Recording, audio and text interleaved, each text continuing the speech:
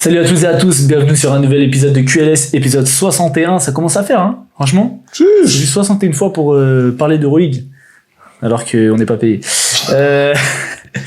Donc, bienvenue sur QLS, du coup, podcast Euroleague. Là, c'est chaud, on va débriefer de la double journée qu'il y a eu cette semaine, c'était cardio. Il y a beaucoup de choses qui se sont passées, la situation est pas beaucoup plus claire qu'il y a 2 journées, mais bon, c'est ce qu'on aime, il y a eu des bons matchs, il y a eu des belles confrontations, des belles performances, des belles contre-performances, on en parlera plus tard. Merci d'être avec nous, je suis avec mon gars Brad.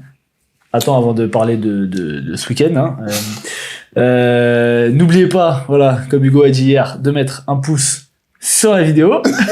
Sur la vidéo et dans le fiac d'Ozan. Dans le fiac de Brad. Voilà, donc mettez un pouce en rapide, ça nous aide dans le référencement, merci. Abonnez-vous, n'hésitez pas à commenter. Comme d'habitude, vous connaissez la chanson. T'as passé un bon week-end, mec? J'ai passé un très bon week-end. Ah ouais? J'ai passé un très bon week-end. T'as pas mal partout? J'ai mal en balle. J'ai mal en balle parce que vous m'avez fait mal. Ah bah on t'a fait mal. Tentative de blessure sur ma personne. Tu cherches des passages en force, faut assumer. Voilà. 2 fois, mais j'ai pris les passages en force et la victoire. Parce que bien sûr, ce week-end, il y a eu Boulogne-Bondy. Donc bien entendu, on n'allait pas perdre. Faut pas être bête. Ça fait 2 ans, ils viennent chez nous, on les gifle. On va chez eux, on les gifle. En fait, Boulogne, c'est comme si c'est le deuxième terrain de Bondy, en fait. C'est ça. Qu'est-ce que toi, tu veux dire par rapport à ça? Non, bah écoute, qu'est-ce que tu veux que je dise? Qu'est-ce que tu veux que je dise? On savait que votre intérieur, il allait nous taffer au repos off. C'est pas comme si on avait travaillé les écrans en retard toute la semaine. On va quand même sauter pour aller chercher des balles, voilà. Yakou, on va pas dire qu'on l'a mal défendu, il a été bon.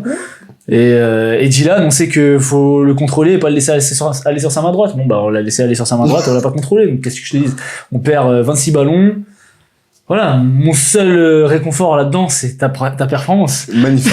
Une performance exceptionnelle de très grand nom. Au moins, voilà, t'as été nul à chier, quoi. Donc ça m'a fait plaisir. Je sais pas, j'ai pas fait ton pourcentage, mais... Oh, je peux te le faire. Je peux te le faire facile. Parce que tu prends au moins 10 tirs. Au moins, mais je vais te le faire facile. Je dois être à 1 sur 11 au tir. Facile, ouais. Facile. J'ai au moins 6 tirs à 3 points. En première mi-temps. Tu sais que celui que tu mets avec la planche, oui, au final, oui, c'est quand on revient à -5, hein. Oui, c'est le plus important. Il fait mal, hein. -7. Non, on revient à -5. On est à 61-56. Et tu le mets et vous passez à +8. Ah, ok. D'accord. Et putain, avec c'est la le seul planche, que j'ai mis. C'est le seul que j'ai mis. Mais tu connais, moi, je suis un mec clutch. Plus important. Non, gros, arrête. Avec la planche. Plus important. Comme disait Kobe, faut, Mamba mentality. Ok, mec. Job not done. Job done. Job finish. done. Job finish. Ah, c'est bon, vous êtes maintenu? On est maintenu, t'inquiète. On verra, hein. T'inquiète pas pour ça. Et vous, la montée? Bah, nous, écoute, heureusement qu'on avait un peu d'avance, donc on est toujours 2e. Maintenant, il reste 4 matchs, faut plus faire les baltringues. Ok, au revoir. Et encore. Hugo, il nous a dit un truc. Hugo, je sais que tu as regardé la vidéo, donc... Mais il faut pas que ça nous rentre dans la tête, parce qu'il nous a dit, même si on perd PBA, et qu'on gagne Aubert, on sera toujours devant Aubert. Et aux joueurs aussi, parce qu'on a le goal average. Mais il faut pas qu'on se dise ça, faut qu'on se dise, parce que vas-y, sinon on va arriver en mode, vas-y, on a un joker, et... Hein, bon, voilà. Donc là, il reste 4 matchs, faut gagner les 4 matchs, faut qu'on joue comme sur les 10 dernières minutes, ce qu'on a su proposer, et voilà, quoi, qu'on défende fort, et qu'on comprenne un peu les plays et les consignes. Et ce que j'allais dire, respecter les systèmes, peut-être. Ouais, non, mais ça, c'est ce que je dis, hein. On dit on passe en dessous, on step, on dit on step, on passe en dessous, on fait un temps mort. On fait un play pour que je remonte pour un stagger, le grand, il joue un pick and roll. Bon, qu'est-ce que je dis, frère? Y a pas de rigueur. Franchement, on verra, mais si on monte pas, on pourra s'en prendre qu'à nous-mêmes, tu vois. C'est pas en mode, ouais, les arbitres, ouais, c'est nous, frère. Au bout d'un moment, tu mérites pas d'aller en prénote si t'as pas un minimum de rigueur. Mais voilà. L'année prochaine, t'inquiète. Mais tu sais, moi, si on monte pas, j'arrête le basket, frère. Ah ouais? Mais gros, je peux pas me regarder dans une glace. L'avance qu'on avait, et les performances que je fais, même si hier c'était pas dramatique, mais Véziné, j'étais nul à chier. Gros, c'est... Je me dis, attends, là, je vais repartir pour une saison... Ça arrive. Je sais pas, j'aurais pas la motivation. Ça arrive des mauvaises performances. Ouais, non, j'arrête. Regarde, moi, j'ai fait de mauvaises performances oui, hier. Oui, non, mais bon, vous avez rien à jouer. Ah. C'est pas pareil. Ah. C'est pas... Et puis toi, bon, bref. Quoi? Bref. Tu veux quoi, moi? C'est bon. Chef. Passons à autre chose, parce qu'il y a beaucoup de choses à dire. Oui, il y a beaucoup de choses à dire et on compte règle ici. Ok, on va juste faire une petite nouvelle rubrique, on va faire quelques news, parce qu'il y a quand même des petits trucs à dire. Donc on part tout de suite sur les news.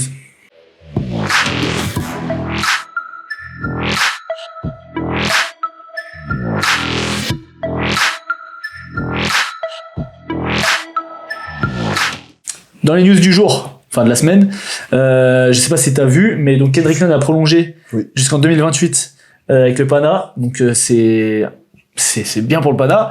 Après, vu ce qu'ils lui ont proposé, 4,5 millions la saison sur 3 ans, plus de 13 millions.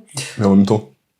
Non, bah après, ouais, mais bon, il y a pas beaucoup d'équipes qui peuvent s'aligner sur ces montants-là. Ah, mais D'ailleurs, ils sont censés avoir un fair play financier, enfin un salary cap l'année prochaine. Je crois ils ont signé avant comme ça. Mais bon, je sais pas trop comment ça va se passer sur ça. T'inquiète, En tout cas, c'est bien pour l'Euroleague d'avoir un joueur de ce calibre-là sécurisé. Et en vrai, quand tu regardes par rapport au salaire NBA, en NBA, t'as tellement de taxes. Oui. T'as la moitié qui part à la NBA. Après, en fonction de l'état où t'es, bon, ça dépend si t'es dans le Texas ou si t'es en Californie. Et la dernière équipe de Kendrick Nunn, je crois que c'était les Lakers d'ailleurs. Donc, ouais. Donc ça faisait, ils perdaient pas mal d'argent. Donc en fait, c'est même presque comparable à ce que tu peux gagner en NBA, quoi. Et surtout que tu as des avantages en plus en Europe. Des fois, tu vas avoir des appartements, des choses comme ça à disposition et tout. Donc complètement. Bah après, en NBA, t'as pas besoin d'avoir des appartements, normalement, avec les salaires que t'as. Oui, mais sauf que, tu vois, le club qui te met à disposition un appartement, une voiture. Oui, c'est ça que t'as, en moins que t'as payé. Exactement. C'est ça. Voilà. Deuxième news, Paris, apparemment, serait, reconduit en Euroleague l'année prochaine, quoi qu'il arrive, peu importe le résultat. Parce que c'était conditionné à une participation en play-off. Finalement, je pense qu'ils ont montré que même s'ils font le play, parce que bon, là, il y a très peu de chances qu'ils fassent pas le play-in. Ah, c'est validé le play-in, hein? C'est validé? C'est validé le play-in. Je suis sûr et certain que c'est validé. Parce qu'ils ont la goal average sur Partizan, il y a que le Partizan qui peut revenir, en fait. Ah oui, ok. C'est validé le play-in, c'est ce que j'avais. Partizan, ils ont combien de goal average? Il y a 16. Ah, mais s'ils sont à 18-16 les deux, enfin, s'ils sont deux, ça va.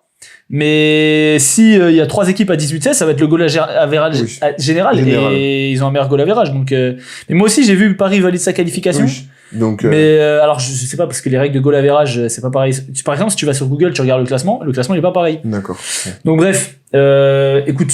On verra bien. Il reste Berlin. Tu finis à Berlin. Faut t'assurer la qualification. Mais c'est vrai que t'es bien placé. Et bon, cela dit, les Fesses a le même bilan et 6ème, tu vois.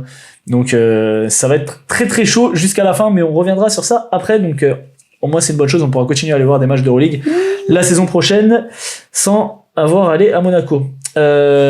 Ensuite, dans les mauvaises nouvelles, on en a parlé au match là, ou non, même par message, la blessure de Chimezie Metu. Franchement, moi j'avais pas vu parce que je regardais pas, j'ai essayé de pas me spoiler, donc je regardais pas les nouvelles et tout. J'ai vu juste la vidéo. On voit le mollet qui remonte comme ça. Donc tu sais tout de suite c'est rupture tendon d'Achille sans contact et tout. Donc écoute, bon rétablissement à lui, force à lui. Et franchement, moi je suis vraiment dégoûté parce que c'est un joueur qu'on adore. C'est un joueur que j'adore. Vraiment. Un joueur que j'adore et je le voyais repartir en NBA. Il avait fait une grosse saison. Il avait bien trouvé ses marques. Sachant que au début c'était pas évident, il était derrière Jabari Parker qui avait re-signé, qui avait un gros rôle, mais il a apporté de fou. Et bon, on parlera du Barça peut-être après, mais c'est une grosse blessure, donc en tout cas force à lui. Entre lui et la Provitola, ils ont la poisse dans le Barça. Ils ont la poisse. Bon après la Provitola, il a été très bien remplacé par un mec dont on parlera plus tard. Et cela dit, Chimezie Metu a été bien remplacé aussi par un autre mec dont on parlera plus tard cette semaine. Ok, dernière news. Enfin non, 2 dernières news. Choma Cizalo, l'ancien coach du Paris Basket, qui du coup, comme a été le premier assistant à Memphis et que Memphis a viré sans aucune explication pour l'instant, j'ai pas vu de truc sortir. Son coach a genre 2 semaines des playoffs, alors que Memphis est genre top 5 de la conférence Ouest. Donc voilà, écoute, il est parti du Paris Basket, on a dit ouais, tu vas être assistant alors que là t'aurais pu jouer l'Euroleague. Bon voilà, il est coach NBA. À voir, je pense que je sais pas, alors j'ai aucune info, hein, mais tu signes, premier assistant. Je sais pas s'il a savonné la planche, mais... Je pense pas qu'il ait savonné, après je le connais pas, je pense pas qu'il ait savonné la planche, mais en tout cas dans les tuyaux l'année dernière... Ouais, c'était à mon avis, il va rester, quoi. C'était déjà dans les tuyaux l'année dernière que ça se passait pas spécialement bien avec Taylor Jenkins. Tout son staff a été renouvelé, Taylor Jenkins, en mode... Sans son accord, apparemment. Sans son accord, donc déjà c'est un peu bizarre l'ambiance, t'as des assistants, tu dis oui, eux on les vire, et maintenant si nous on t'impose des choses... c'est que tu sens que c'est pas bon, quoi. Mais c'est le timing qui est très bizarre. C'est ça. Donc voilà. Et donc la dernière news, c'est qu'il y a eu le tirage de l'Eurobasket qui aura lieu dans 4 pays. Donc il y a la Lettonie, Chypre, je sais plus, c'est Finlande et je sais plus c'est quoi l'autre pays. Donc la France est dans le groupe D avec l'Islande, la Slovénie, la Pologne, la Belgique et la Palestine et Israël. Donc bon, c'est un groupe, c'est pas le groupe de la mort soi-disant. Il est relevé, hein. Et en plus, si tu te qualifies, tu croises après avec celui de l'Espagne, normalement, si je dis pas de bêtises, l'Espagne et la Grèce, de mémoire. Ouais, bah oui, c'est un sacré groupe à part Chypre. Donc, Parce que t'as quand même l'Italie, la Géorgie, l'Espagne, la Grèce, la Biélorussie. Mais nous, c'est costaud aussi. C'est costaud Après, faut être dans les 4 premiers, mais bon. T'as la France, t'as la Slovénie. Après, faut voir qui va venir. Lucas, je pense qu'il viendra. Il a pas raté, je crois, de compétition internationale depuis qu'il est en équipe de Slovénie. Par contre, Sabonis ne sera pas avec la Lituanie. L'Espagne, pas l'Espagne, pardon. L'Allemagne devrait être au complet. Surtout que t'as Daniel Theis qui est là. Les frères Wagner. Alors, les frères Wagner, oui, ils sont revenus. Non, peut-être pas Mo. Parce que Mo, il s'est croisé. Il s'est fait croiser. Ouais. C'est une grosse blessure, donc je pense pas qu'il pourra faire l'Euro. On verra, mais ça m'étonnerait. Quid de Victor Wembanyama? Freddy Foutux a fait une interview en disant que, en tout cas, lui, il voulait venir. Donc, à voir, est-ce qu'il va être pris? Est-ce qu'Evan Fournier va jouer aussi? C'est vrai qu'il a laissé planer un peu le doute. Sur les fenêtres, il devait venir. Finalement, il est pas venu. Donc voilà. Je sais pas si t'as vu la déclat de Sylvain. Tu l'as vu passer? Je l'ai vu passer, je l'ai lu même. Alors, j'aimerais bien ton avis sur la question. Il dit, déjà. Alors, la côte, c'est, ça fait du mal d'avoir un coup de téléphone. Tu parles de celle-ci ou de l'autre? Ah non, je parle pas de ça. Tu parles de laquelle? Je parle de quand il a dit que c'était lui le meilleur joueur français en Euroleague. Ah non, ça j'ai pas vu. Ah non, ça j'ai pas vu. Alors, je sais pas si la côte c'est meilleur joueur français ou si c'est celui qui fait la meilleure saison, mais dans les deux cas, c'est non. On l'aime beaucoup, Sylvain. C'est non. On l'aime beaucoup. Et un mec à l'Olympiakos quand même. Bon, en français? Je mets pas Théo Maledon. Ah d'accord, parce que enfin, vous allez m'énerver encore. En fait, j'allais dire, je mets pas Théo Maledon parce que l'Asvel est trop loin, mais au final, l'Asvel est à un match de Kaunas, je crois. Donc non, en fait, oui, voilà. T'as au moins 2 mecs devant. Merci. Même si Sylvain fait une très bonne saison, hein, et clairement, il a passé un cap encore, et puis on lui a donné les clés à Kaunas. Mais bon.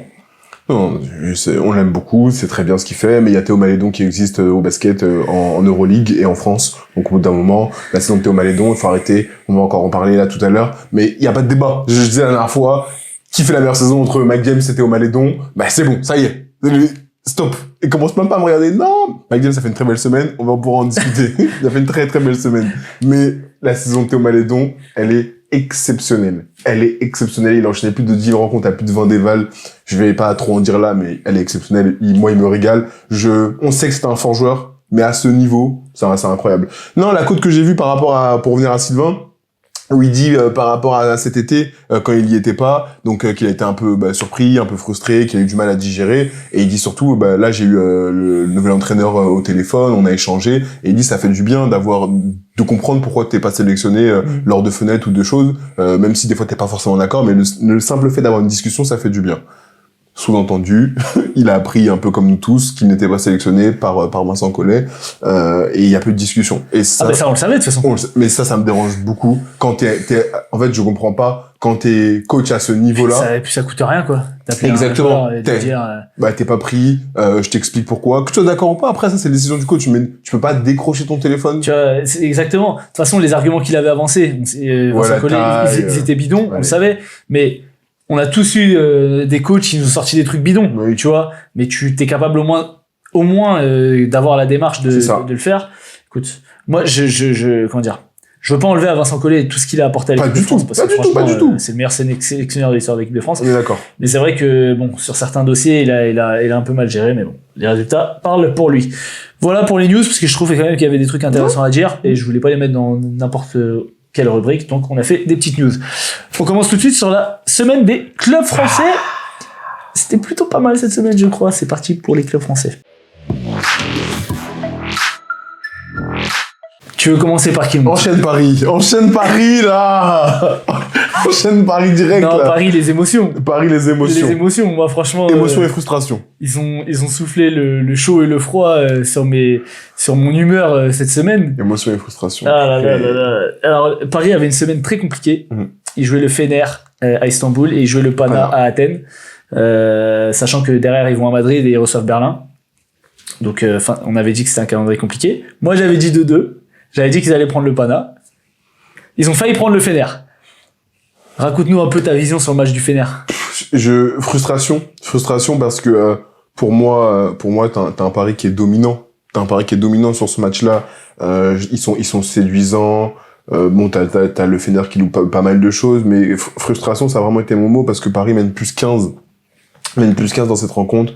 T'as un TJ Short des grands soirs, mais t'as surtout un Sébastien Herrera qui vraiment fait du bien, et ça fait du bien que Thiago Splitter se rappelle qu'il a un effectif.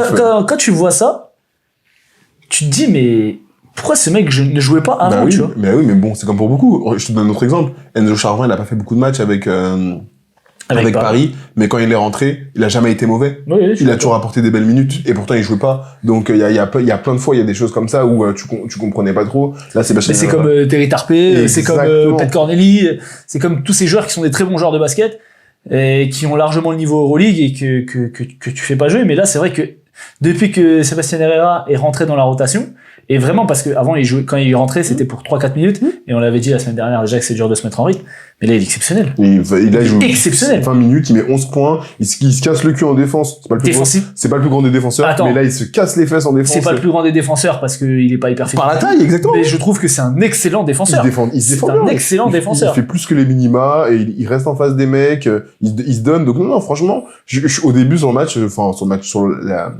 la continuité du match, je suis vraiment content, je suis satisfait.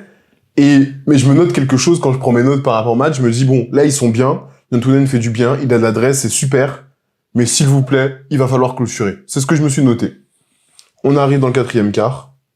Et mon inquiétude se révèle parce que j'ai assez vu Paris cette année ils commencent avec un 12-2. Ils prennent un 12-2 d'entrée comme ça, paf. Je me dis, allez, super, Paris n'arrive plus à rien. Et c'est ce que je te disais par message. À un moment, ils vont encaisser jusqu'à un 17-2.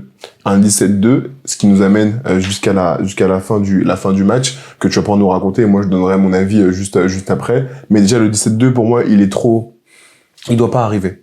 Le 17-2, il doit pas arriver parce que même si le Fener défend plus fort et plus haut, tu dois aller chercher des petites choses, tu dois aller chercher des lancers francs, tu dois casser cette dynamique. Parfois, t'as pas d'adresse, ok. Même, ce que je te disais, même faire des fautes, tu sais, faire une faute qui casse le rythme. Là, les mecs, ils sont dans un fauteuil, ils sont tranquilles, ils vont se passer la balle, ils s'amusent. Même casser le rythme, tu fais une faute, ils vont sur les lignes des lancers, au moins ça casse la dynamique. Et parce qu'ils ont déjà vécu des matchs comme ça. On l'a vu contre Baskonia, on l'a vu contre l'Olympiakos. L'Olympiakos, ils ont gagné le match dans leur série, mais ils prennent un 20-0 ou un 22. Ce n'est pas possible.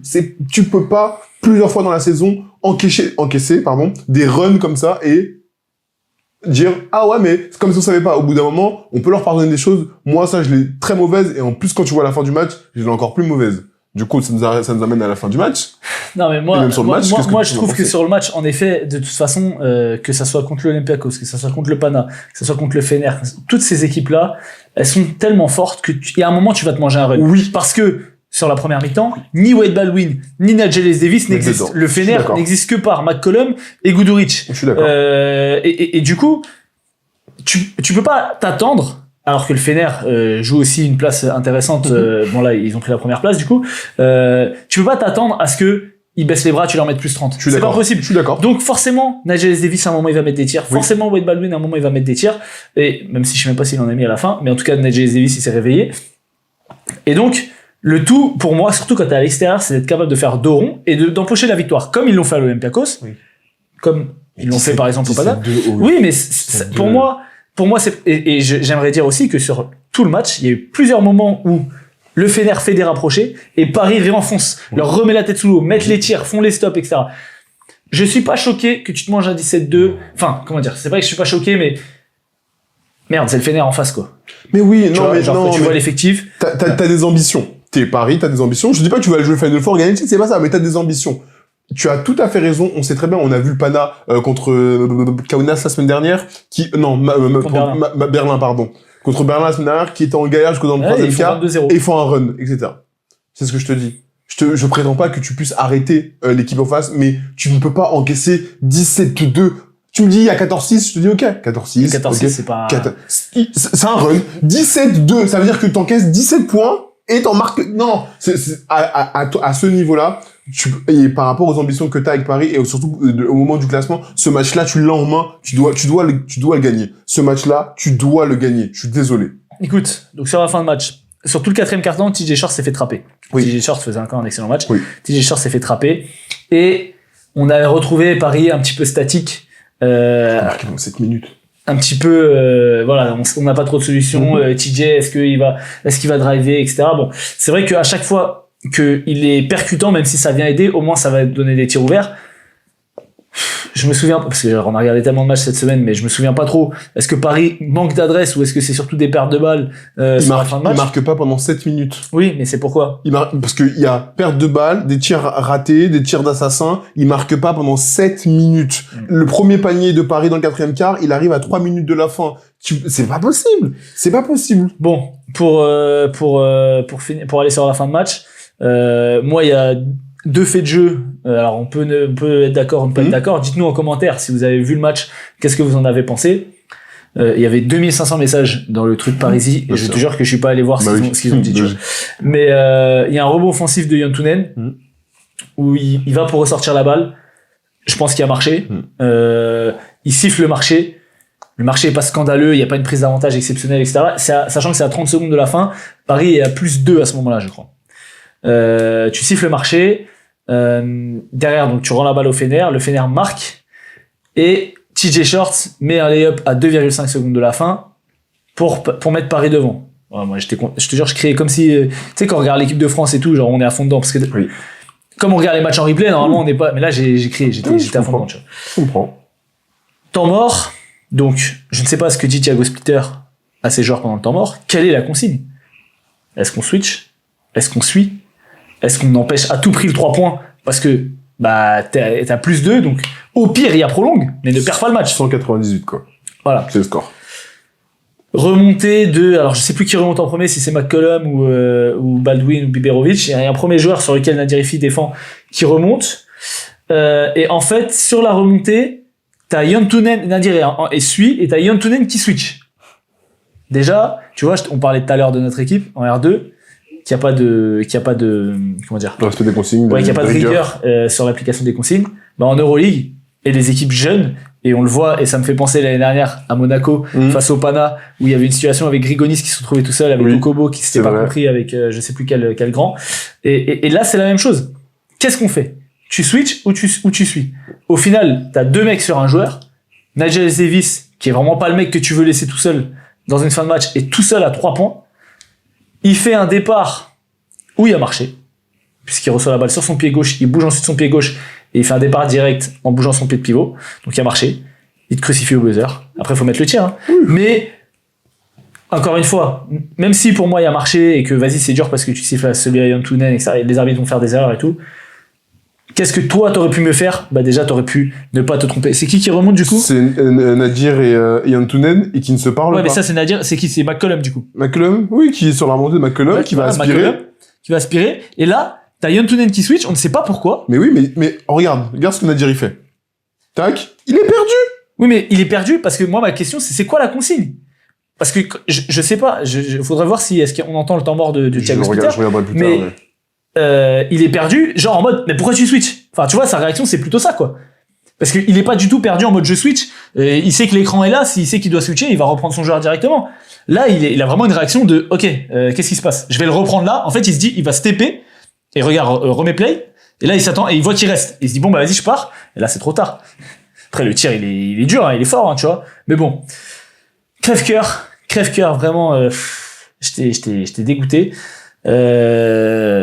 Toi, c'est quoi ta vision sur ça? Non, pour moi, c'est un manque tu l'as dit très justement, un manque de rigueur. Pour moi, ce match-là, tu dois pas le perdre. Tu dois pas encaisser ce 17-2, voilà, comme je le dis depuis assez longtemps, et même quand on en a parlé par message, que dans le carton, tu marques pas pendant 7 minutes, ça me pose un problème, que t'ailles pas chercher de lancer franc, que tu marques pas assez, finalement. Oui, tu vas te manger des runs, c'est les Fener, c'est l'Olympiakos, on le sait déjà. Et sur le dernier tir, il y a marché de Nigel Davis, c'est un tir qui est pour moi pas difficile. Il faut le mettre, hein. Mais c'est pas un tir qui est difficile. Il est grand ouvert. C'est Nigel Davis. Il en a mis 50 contre Berlin, je crois, de mémoire. Oui. Donc c'est pas un tir difficile pour lui. On sait la qualité du joueur. C'est un joueur qu'on aime beaucoup aussi. On sait qu'il est capable de tout faire. On l'a déjà dit. Donc voilà. C'est le manque de rigueur. C'est le manque de concentration. Pour moi, je pense que c'est un non-respect des consignes. J'ai pas entendu le temps mort, mais je pense que c'est un non-respect des consignes. Et en plus de ça, sur les fins de match comme ça, tu peux switcher surtout parce qu'il y a 198. Tu as droit parfaitement si tu te fais battre, fais-toi battre à 2 points, quoi. C'est-à-dire que même si t'es en retard, etc., il m'a battu dans le drive, vas-y, il m'a battu dans le drive. Mais là, tu jettes pas comme un con comme ça sur la ligne. Mais tu vois, ça me fait penser le match contre Saint-Quentin. où Paris est à -2 et tu vas chercher un tir pour Nadirifi dur à 3 points, mais vraiment le tir est pas ouvert, tu vois. Et on prend un tir à 3 points. Et en fait, c'était dans une période où TJ était au repos, où derrière t'enchaînais avec, tu venais de jouer un match en Euroleague le jeudi, t'enchaînais avec une journée ou une semaine où je crois que t'avais 3 matchs, parce que tu rejouais. Et je crois que c'est la semaine où tu jouais le match du Fener juste après. Oui, le match, voilà, c'est ça. Et après t'avais, enfin bref, c'était une grosse semaine, donc ils avaient essayé de reposer. Et donc, quand t'es à -2 contre à Saint-Quentin, tu te dis, bon, tu vas peut-être pas forcément, surtout si le tir est pas ouvert, tu vas pas jouer le 3 points. Ils ont joué la gagne, le système était pour jouer la gagne. Moi, je l'ai pris en mode, ok, tu veux pas de prolongation, tu gagnes, ou vas-y, sinon tu perds. Vaut mieux reposer les mecs, pas prendre de risques, etc. Là, sur ce match-là, tu peux pas te dire ça. Sur ce match-là, tu peux pas te dire, ok, on essaye de défendre quoi qu'il arrive. Si tu vas en prolongation, c'est pas grave. Oui. Là, c'est ta saison Euroleague qui est en train de se jouer. Tu gagnes ce match, t'es dans le match. C'est pas en mode t'es à -20, tu es dans le match, tu es devant. C'est pas grave, va en prolongation, tu vois. Mais pour moi, le problème, il est même pas là, tu sais, il est où le problème? Il est sur le tir d'avant, et c'est ce que je me suis noté. Il y a 90-95, regarde le tir de Biberovic. Ah, c'est quoi le tir de... Ah oui, mais... Et le problème, il est là, en fait. Ah. Il met un tir d'exception, mais il reste 20 secondes, fait faute. Regarde le nombre de fautes qu'ils ont. Bah Ils sont deux, dans le bonus, ils sont dans la depuis 5 minutes. Hein. Fais faute. Ouais. Fais la faute, il va tirer au lancer franc, t'as 1 point d'avance, etc. Et moi, le problème, il est déjà là, en fait. Et c'est ça qui m'a beaucoup frustré, parce que, tu vois, les matchs comme ça, tu les as dans la main. Tu les as dans la main, t'as tout fait, t'as fait ce qu'il fallait, tu vas te faire, excuse-moi le terme, tu te fais un peu niquer à la fin. Vas-y, ça y est, au bout d'un moment, c'est une vraie frustration. Ouais, je suis d'accord. Faut comparer, ouais, parce que là, franchement, sinon on va pas finir la 3 vidéo.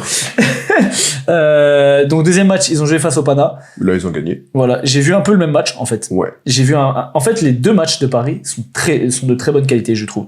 Et bon, je vais pas reparler du match du Fener, mais je vais parler de la semaine en général. J'ai trouvé un Yantunen excellent dans l'adresse.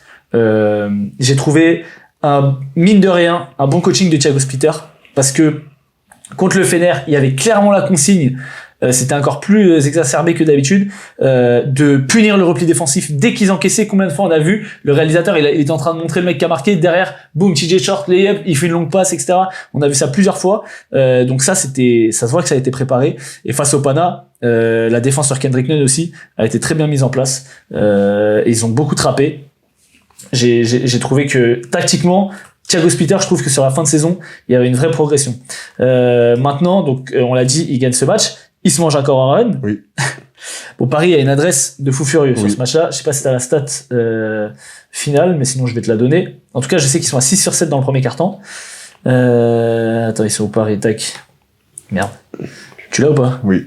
Donne-moi la stat à 3 points. Paris a tiré 17 sur 30, 56%. Bon, voilà. Quand Paris a de l'adresse, relou, et encore, ils gagnent pas de beaucoup parce qu'à la fin, ils se font encore peur en laissant des tirs à Juancho, c'est Nunn qui en met un aussi. Alors, moi, je sais que t'as pas été tout à fait d'accord avec moi, mais je trouve que les arbitres quand même ont bien gobé les parties génitales du Panathinaikos, parce que quand Paris est à plus 14 encore, un truc comme ça, je crois, début 4e quart-temps, et que tu commences avec une faute offensive inexistante sur Kevarius Hayes, sur un faux écran, enfin il n'y avait même pas eu de contact avec Juancho qui floppe, que Nunn a 4 fautes, et qu'il y a une action où il cherche un passage en force, il se déplace sur TJ Short, qu'on siffle offensive à TJ Short, alors que clairement c'est une faute défensive. Je pense qu'il avait plus de challenge Thiago Splitter, parce que sinon ça aurait été la 5e faute de Kendrick Nunn, et quand tu vois les tirs qu'il a mis à la fin pour se rapprocher, ça aurait fait du bien de toute façon de pas l'avoir sur le terrain. Bref, Paris fait un match encore très sérieux, et vraiment je tiens à dire que les deux matchs la semaine qu'ils ont fait, ils ont montré le meilleur visage de l'équipe du Paris Basketball, et je dis bien l'équipe parce que tout le monde a été bon, plus ou moins. Mais TJ Short, ça a été exceptionnel. Mais c'était pas TJ et le reste, tu vois. Nadir, j'ai adoré sa semaine. J'ai adoré sa semaine, que ça soit contre le Fener ou contre le Pana. Dans la justesse, il n'a jamais été aussi juste. Il a pris des tirs qui sont propres, et une fois de temps en temps, quand t'es en rythme, tu te fais ton petit plaisir, et bah après ça rentre ou ça rate, c'est pas grave, parce que t'as fait des choses juste avant. Tu prends pas 3 tirs bourbiers. Je l'ai vu faire des passes décisives sur pick and roll, prendre un peu le rôle de meneur qu'il avait au Portel, et à la place de Maodolo, je l'ai vu trouver des intérieurs sur des rolls. Je l'ai vu se la foutre en défense, même si, bon, on l'a dit sur le Fener, il est à moitié fautif. Je sais pas si c'est lui Yantunen. Yantunen, pareil, énorme activité au rebond, notamment contre le Fener, contre le Pana, je sais pas c'est quoi la stat. 3 rebonds. Voilà, mais Par contre, il a de l'adresse, comme toute l'équipe de Paris. Yacouba Ouattara, il met combien contre le Pana? Il met que 2 points. Il met 2 points, mais il met 13 contre le Fener. Il est aussi important. Léopold Cavalière, contre le Pana, exceptionnel, il met même un tir à 3 points. Le retour de Colin Malcolm aussi, qui joue. Retour de Colin Malcolm. 10 minutes, mais il met 5 points. Je l'ai trouvé, alors bien sûr, en moment. Tyson Ward, très gros match aussi. Tyson Ward qui a beaucoup d'adresse, il met des tirs de loin, vraiment du parking, il fait 4 sur 6, 17 points. Donc non, je suis d'accord, sur ce que tu as dit, je suis d'accord absolument sur tout. Tout le monde a apporté, et franchement, ça fait plaisir. Et moi, quand je vois Nadir à ce niveau-là, enfin, avec cette justesse-là, je me dis, bon, bah, ok, là, t'as, comment dire, c'est pas une pièce à double face ou, enfin, je sais pas c'est quoi le terme que je cherche exactement, mais une arme à double tranchant, tu vois, qui peut te couper comme elle peut faire mal à l'adversaire. Là, quand t'as Nadir avec cet état d'esprit-là, bah, en fait, il va pas te faire de mal. Comme Sébastien Herrera, ce que je veux dire, c'est que, tu vois, il va prendre les tirs qui sont bien, il va jouer des 1 contre 1 dans les situations où il peut les jouer, et derrière, sinon, il va pas forcer. C'est toujours un jeune joueur qui est en progression. Moi, exactement. On n'arrête pas de le dire. J'arrête pas de le dire que ça va être le meilleur joueur du monde. Peut-être, on sait pas. Apparemment, il est pressenti à Monaco. Pour remplacer Elio Kobo, qui devrait quitter Monaco. Enfin, c'est ce que j'ai entendu. D'accord. Je sais pas pourquoi, bref. Bref, c'est un autre sujet, on en reparlera, mais en tout cas, c'est un joueur qui est toujours en progression, ça reste un jeune joueur, comme on le dit, sa première saison en Euroleague, il casse tous les paliers, donc on verra bien, mais tu as raison, sa progression, elle est sur la justesse, et quand elle est juste comme ça, on va pas lui reprocher grand-chose. Alors, je vais juste finir quelques petits trucs. On a dit du bien de Thiago Splitter. Par contre, quand Paris est dans la tempête, en train de se manger un run, parce que le Pana fait encore un run en fin de match, non mais ne sors pas TJ Shorts. C'est le seul qui crée. Ne sors pas TJ Shorts parce que dans ta rotation, tu dois le sortir de 5 à 3 minutes. Laisse-le sur le terrain. Bref, ça c'est la première chose. Et la deuxième chose, c'est un truc que j'ai noté. Et tu sais, on l'a déjà dit, quand sur des équipes qui switchent, des fois t'as TJ Shorts qui a un grand sur lui, et t'as le grand qui a un petit sur lui, qui revient poser un écran. Et j'avais déjà fait la remarque, mais pourquoi tu fais ça? Parce que tu cherches ce mismatch-là. Et en fait, j'ai vu sur le match contre le Pana, c'est arrivé 1 ou 2 fois. En fait, ce qui est intéressant, c'est que ils savent que ça va re-switcher. Donc en fait, ils posent pas l'écran. Ils font un slip screen. Donc ils viennent, ils repartent. Et en fait, tu vas lâcher la balle et tu vas avoir un rôle assez facile. Donc c'était vraiment intéressant en termes de lecture. Bon après, TJ Shorts a vraiment disséqué la défense du Pana. Il fait encore un match. Il fait quoi? Il fait 24-14 ou 20-14 20-14 et 9 rebonds. Pas loin d'un triple-double. Et c'est pas le triple-double à la Colin McIntyre où il avait fait genre 12-10-10 quoi. Voilà. Là c'est voilà. Mais il a pas fait lui. Il a pas fait. C'est dommage. Ah là là, c'est, tu vois. Russell Westbrook, arrête de voler les rebonds de tout le monde. Donc voilà, Paris est à 18-16. Oui. Et actuellement 10e, mais a le même bilan que le 6e. Il reste 2 matchs. Il y aura des égalités quoi qu'il arrive. Donc, pour moi, si ça se joue à une égalité à 3 ou plus, Berlin, faut que tu les tamponnes. Faut que tu fasses ce que tu peux contre le Real. Peu importe si tu les tamponnes ou pas. Pour moi. Non, parce qu'il faut que t'aies un bon goal average. Peu importe. Il faut que tu sois en play-in. Il faut que tu sois en play-in et après. Ouais, mais bon, c'est vaut mieux avoir 2 chances plutôt qu'en avoir une. C'est pas faux. Mais, parce que là, le play-in, il va être salé. Bref, on en parlera plus tard. C'est sûr que là, les équipes qui sont play-in pour ça vont être salées. On parle de Monaco? Allez, go! Allez, c'est parti pour Monaco. Monaco qui jouait l'Olympiakos et le Žalgiris Kaunas. On recoule la langue de Butkevičius. Oulala. 2 victoires, 0 défaite. Oh là là, Monaco! Alors, le match contre Kaunas, bon, moi je vois Kaunas qui résiste en première mi-temps. Je me dis, je te l'ai dit déjà, je me dis, bon bah, ils vont faire comme d'hab. Ils font une bonne première mi-temps, etc. Et puis en deuxième, ça va s'écrouler. Bon. Non, pas du tout. Ils ont tenu tout le match. Et en prolongation, on a vu Monaco là qui vraiment s'est décalé. Qu'est-ce qui, pour toi, fait que Kaunas a pu tenir dans ce match contre une grosse équipe comme Monaco? Je pense que déjà Monaco a réussi à... Kaunas a réussi à avoir un petit peu de, comment dire, de relance. Ils ont eu aussi un peu d'adresse. Ils sont à 38%. Ouais, c'est ça, 12 sur 31, 38%. Ils ont trouvé un collectif. Tu sais, souvent, c'est Sylvain et Cré. Vas-y, débrouille-toi un petit peu. Et là, j'ai pas trouvé ça. J'ai trouvé Kaunas. j'ai trouvé du Isaiah Wong, j'ai trouvé du Brazdeikis. Exactement. Il y a eu du Smailagic, Dunston quand il rentre qui a su apporter, il y a du Servidis, il y a du Ulanovas, tu vois. Donc on a retrouvé un collectif. On n'a pas juste retrouvé Sylvain, vas-y, et crée pour nous. Donc déjà, je pense que ça joue beaucoup. Après Monaco, je les ai trouvés à un moment notamment dans le troisième où ils avaient des temps faibles, mais des temps faibles beaucoup trop bas, et je les voyais presque cuits à la fin, sauf que Mike James pour le coup et c'est ce que je me suis dit. Il est en forme en ce moment. Il est en forme en ce moment, et surtout la différence avec Anas, c'est que là t'as du talent pur. T'as du talent pur à l'état brut, c'est-à-dire qu'il est capable de mettre des tirs que peu de personnes peuvent mettre dans cette Euroleague-là. Si on doit faire un top 10, il y en a, je peux avoir 10 personnes, mais il y a beaucoup d'équipes, donc voilà, tout le monde peut pas rentrer dedans. Et donc je pense que c'est ce qui fait la diff. Tu vois, ils ont essayé de cibler bien Sylvain sur la prolongation, et c'était plus compliqué. Je pense qu'aussi ils étaient un peu cuits, et c'est pour ça que Monaco va l'emporter. Donc je pense que Kaunas a fait un bon match, le collectif a fait du bien. Si Sylvain aimait le tir pour la win, ça aurait été une belle victoire. Malheureusement, il le loupe, et en prolongation, je pense qu'ils sont un peu courts. Ouais. Moi, j'ai noté, si Sylvain a un tir fiable à 3 points, c'est le MVP d'Euroleague. Parce que on l'a vu quand même trouver des bonnes passes. Il fait 5 passes décisives sur ce match-là. Il met 19 points, alors avec des pourcentages questionnables. Il est à 3-10 à 2 points et 2-8 à 3 points, ce qui fait un beau total de 5-18. Il va chercher quand même 9 lancers francs. Bon, il joue 36 minutes. C'est un joueur en 1 contre 1 qui est indéfendable. On l'a vu, son hésitation sur la main droite, là où il part après en in and out, il la cale une fois par match, elle passe toujours. Et derrière, il commence à avoir les coups de sifflet, il commence à avoir de la qualité quand même de finition près du cercle, notamment sur le deuxième match, plus que sur le premier. Mais voilà, c'est le next step pour lui pour la saison prochaine, je pense. Et je suis d'accord avec toi sur le collectif de Kaunas qui est retrouvé avec Servidis, Ulanovas, Brazdeikis aussi qui retrouve un peu des jambes. Maintenant, Monaco c'était clairement au-dessus. Côté Monaco, donc tu l'as dit, il y a Mike James, t'as aussi Eli Okobo qui fait un énorme match, 21 points, 3 passes, 4 rebonds, 23 dévals. Et j'ai adoré le match de Blossom Game qui joue 37 minutes. C'est mon MVP. Qui fait 15 points, 10 rebonds. 17 dévals plus 11 de plus minus. Vraiment, il a eu un gros impact, donc notamment au rebond, mais il a su aussi trouver de la réussite près du cercle. Je crois pas qu'il mette de tir à 3 points, mais vraiment il était exceptionnel. Et encore une fois, très bonne rentrée de Mamjaité.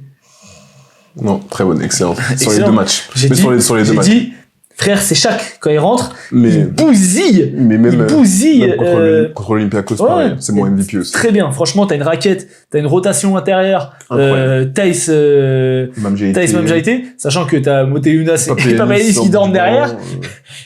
C'est très sérieux. Donc voilà, Mathieu Strazel redescend un peu par rapport à sa période de show, mais toujours, on sait ce qu'il va apporter, on sait qu'il est fiable. Il met quand même des gros tirs. Il a mis des gros tirs sur la fin de match. Je sais plus sur quel match, mais donc voilà. Tu veux parler du match contre l'Olympiakos, sûrement? On peut en parler, bien sûr. J'ai préféré ce match-là de Monaco comparé à celui de Kaunas. Bah oui, parce que Mike James fait plus de 10 passes. Déjà, mais au-delà de ça, en fait, face à Kaunas, je trouve que c'est un match de traînard, un petit peu Monaco. En fait, oui, c'est ça. Ils sont pas défendus. Exactement. Normalement, contre Kaunas, tu dois mettre plus 20. C'est ça. Et c'est un match c'est un match de traînard, alors que contre l'Olympiakos, tu vois, ils sont dedans.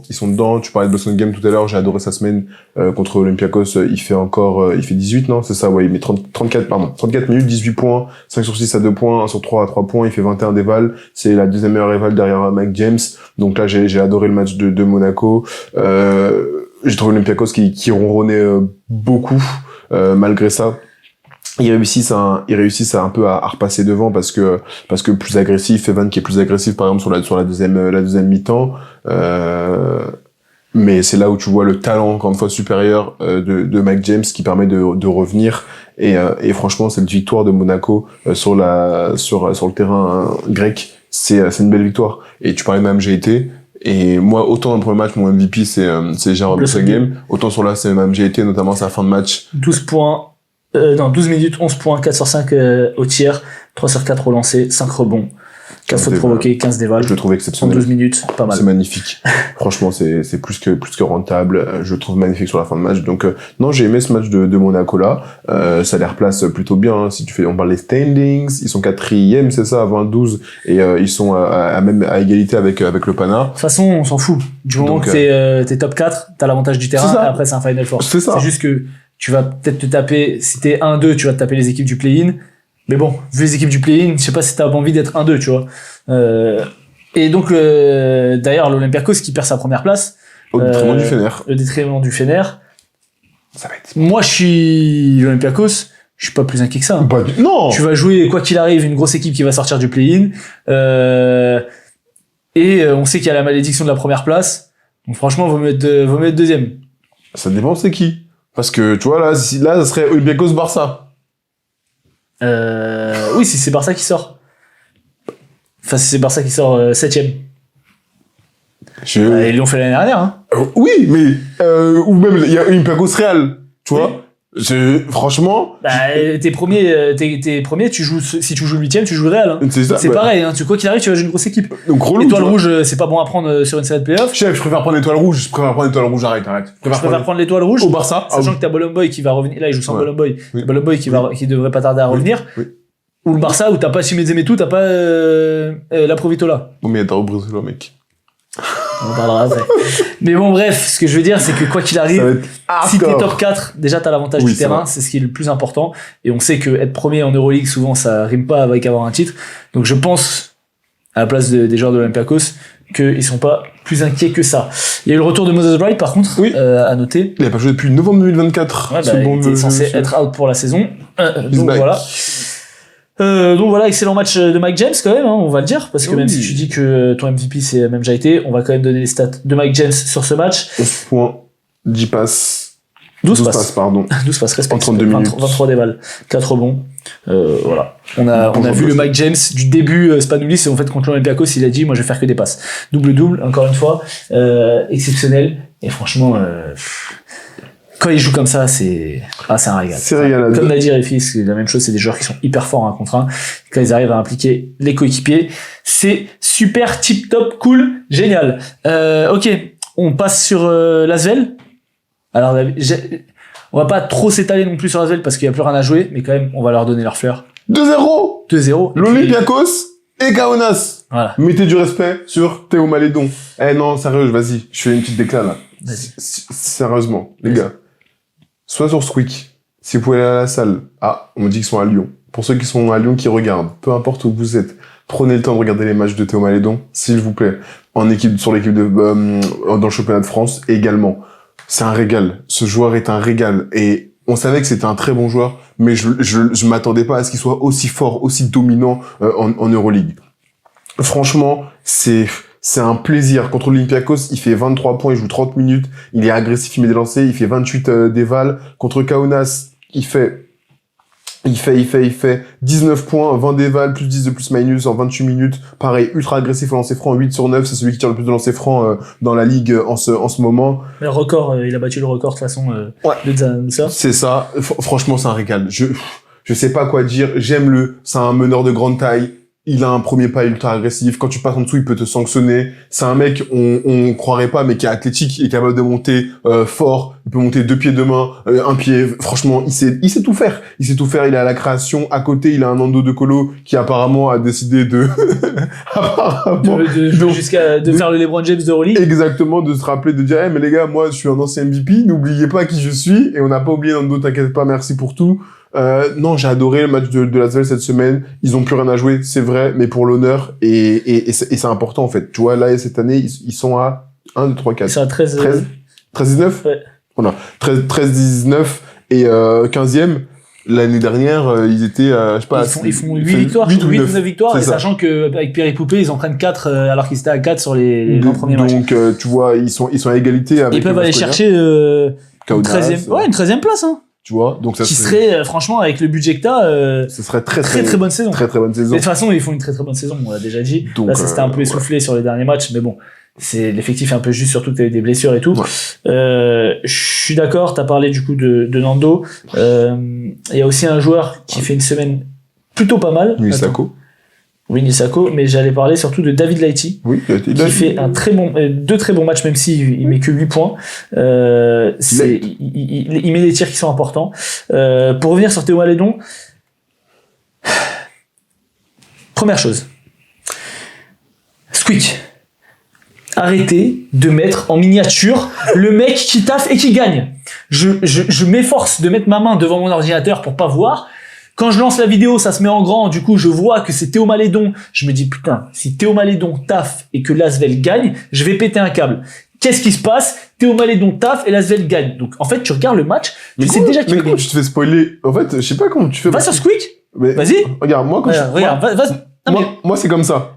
Ouais, mais moi, je vais pas sur ça parce qu'ils aiment trop mettre Paris, en feu à Istanbul. Mais en fait, ce que je fais, c'est que, tu vois, avant que les matchs démarrent, genre, j'allume Squeak. Et après, je suis déjà à retrouver sur Squeak. Du coup, après, je vais sur le replay direct. Et après, je vais sur la journée. Et boum. Tac. Mais là, quand tu vas sur la journée. Après, je lance. Non, mais regarde, reviens en arrière. Tu vas sur la journée. Là, journée 32, par exemple. Ouais. Tac. Tu dis, OK, quel match il faut que je regarde? Olympiakos, Monaco. Qui est en truc? Mac James. Asvel, Kaunas. Qui est en truc? Malédon. Bayern, Partizan. Qui est en truc?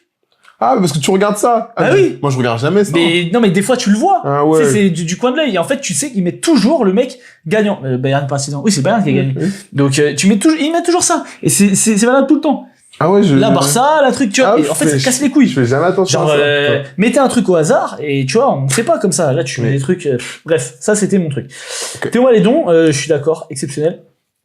Après, je trouve sur ces derniers matchs que il a, et ça peut paraître dur ce que je vais dire, mais qu'il a un peu moins d'impact que ce que j'ai pu le voir dans le jeu sur le début de saison, et que il existe beaucoup par les lancers francs. C'était un très très bon passeur sur le début de saison. Je le voyais vraiment être vraiment létal sur pick and roll, aller finir près du cercle, etc. Là, il fait, alors contre Zalgiris, il fait 6 passes pour 4 pertes de balles, 20 dévals. Et contre Malédon, il fait 5 passes pour 3 pertes de balles.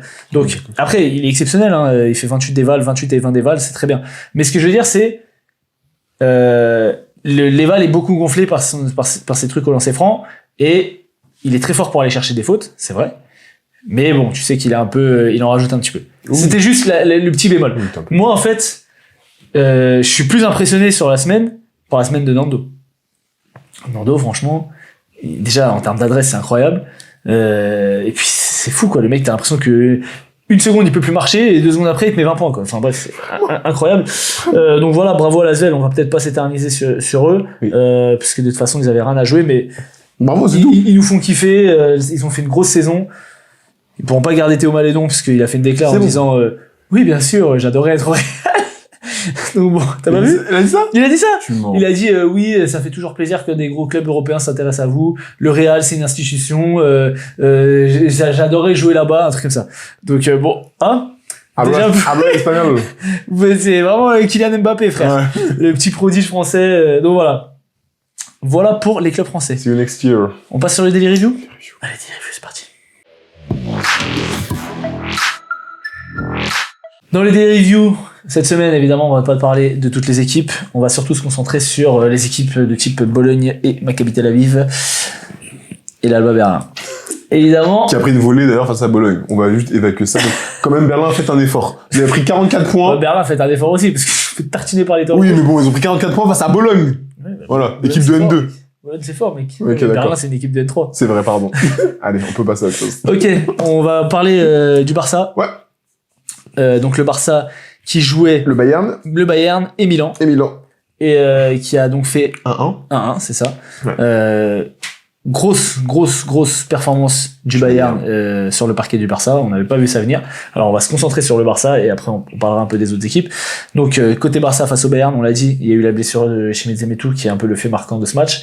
Qu'est-ce que t'as pensé de ce match? Alors on va pas faire match par match. Oui, je fais on va sur la semaine.